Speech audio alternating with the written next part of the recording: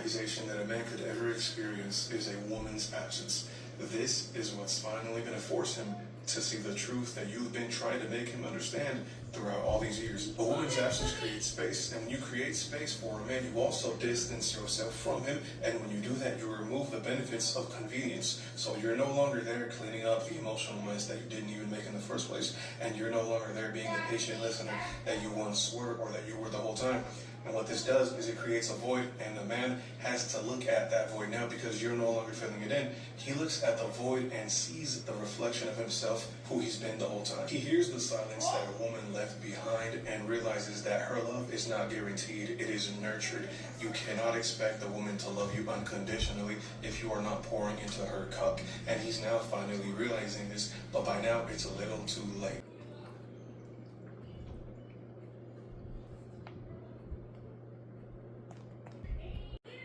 Hey guys, welcome back to my channel. So before we get started, I'm having Jumex juice. This has like 5% alcohol because I'm going to need it for this video. Okay, so a couple days ago I posted a video about DL men, and I was telling women to be careful. Even if you're married to, you have to be careful because some partners are DL and later on you find out and it's a whole mess. In that video, I got 2 comments from this dude, a troll, and they told me that I should not be speaking as a fat woman or a big woman. I should not be speaking and saying things that I'm talking about in the video. So pretty much me coming on here as a married woman, trying to help out anybody out there who's dating and telling them to be careful when you're dating and don't make some of the mistakes that I did is somehow a problem because I'm a big woman. Because you're not supposed to have any kind of standards or, you know, go about dating in a certain way when you are a bigger woman. You have no right to speak as a big woman. Then he left me another comment telling me that he wrote a whole comment telling you guys or the ladies that watch me to be careful because I'm not married, and on top of that I'm speaking about stuff kind of like I don't know anything about. But you told me that ladies should not listen to me talking about this. I'm not married and nobody actually wants me in real life, blah blah blah blah. So that's one of the reasons why I showed you guys early on my marriage certificate from 2018 and my ring that I have, things like that. Because one thing you're not going to question about me is whether I'm married or not. People that have been following me on years on this channel know very well. If you go through my TikTok, my husband is there somewhere. You got to scroll. I do not bring my husband on my channels a lot because he doesn't like being on camera. And it's not something I want to force on him. I also try to keep certain things private about my life. Even my son, I don't show him as much because I know how messy that can get. So I try to be very careful about what I post. Alright, so let's get into the video. Man will become obsessed with you when you leave him alone. It is something that just drives him crazy when you decide you want better for yourself and you put your foot down and say, I'm done, I'm leaving. And I got 2 examples of this. It's perfect. They will come back somehow, try to find you, stalk you, to try to reclaim you again or try to find a way to come back to you because they realize like, oops, the grass is not green on the other side. And now it's like, what can I do to fix it? What can I do, you know? But when you were with them, they never try to do any of that. You literally tell them what you did not like, what they could fix. You told them you were not happy.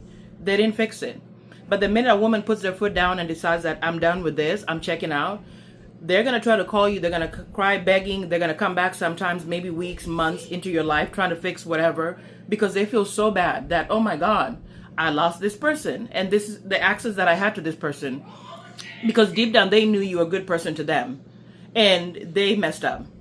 So, the first example was a guy that I told you guys I was in a situationship with for a long time. I really started liking this person. And they mistreated me and did all types, you know, hot and cold on me. They were acting up. So, the last time they reached out to me, I basically blocked them and I walked away and never looked back. And somehow they ended up coming back when I re-downloaded the app.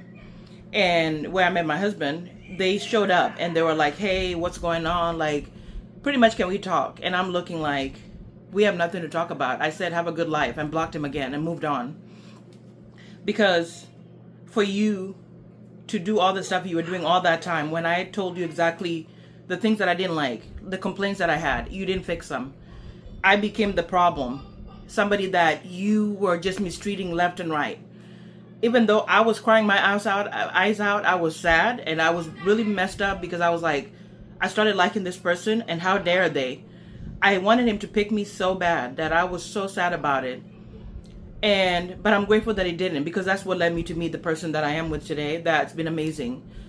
So put your foot down. Go cry somewhere by yourself. Don't scream, don't shout. Just get yourself together and move away and leave the whole thing alone. Trust me, they'll come back and they'll start begging and trying everything to come back to you. They will. They will stalk you and show up in your social media if you have it. They'll have different phone numbers to try to reach you. The unknown calls, the block calls are going to come through because you're trying to figure out, oh my gosh, I lost the one person that I thought I wasn't going to, they got comfortable and they think they can treat you anyway. And the next one is my perfect example of my ex, who I didn't say did the worst things to me, but there's things that I definitely was not happy in the relationship. And I kept bringing it up that, I don't like how things are kind of going, because I find myself feeling like a little kid who's being told what to do and blah, blah, blah, blah. I kept bringing up all this stuff to him, and he would constantly just say, okay, I'm sorry, blah, blah, blah. But he would come back to the same thing again. I said it felt like a recording that I would press play and he would keep going and keep going and keep going.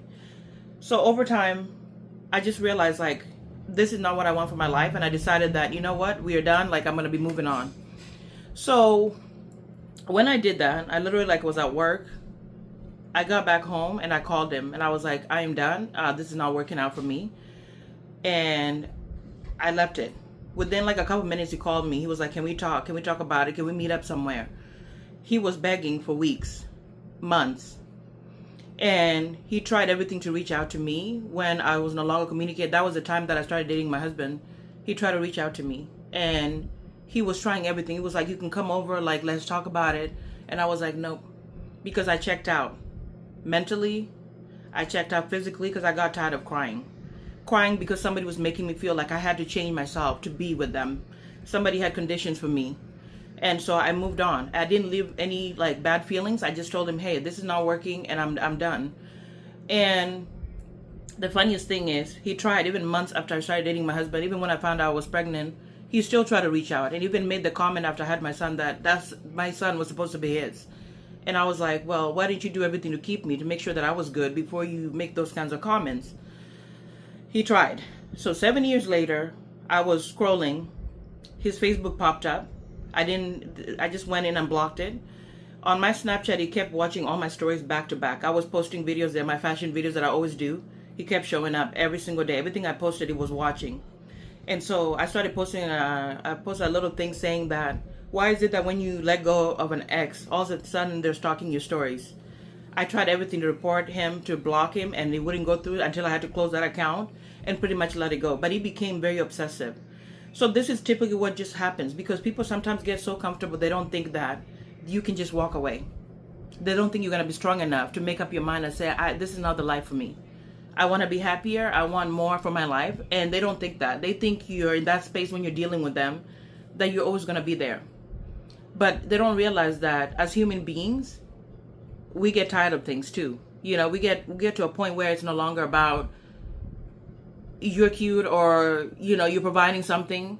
He was a provider. He did well in that. He was educated. He had a good job. But at the end of the day, I didn't like how he was talking to me some of the times. I was not myself. I wasn't comfortable. So at the end of the day, I said, you know what?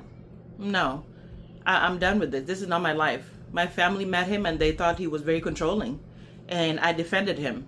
But later on, I realized that they were right. He was. He wanted things a certain way, and I wasn't the person that he really wanted, because he kept comparing me to what he wanted, which was an Asian woman or a white woman, and how they do things right. And that's when he hit me. I'm like, I'm not the one for you. Have a good life. But he tried. Even when he ran into my family member somewhere, he would be trying to ask about me and things like that. And I'm like, what is the point? I've moved on. Life has moved on. So it's this thing that men will typically do things that you don't like and you tell them to change. You try to fix it. They don't.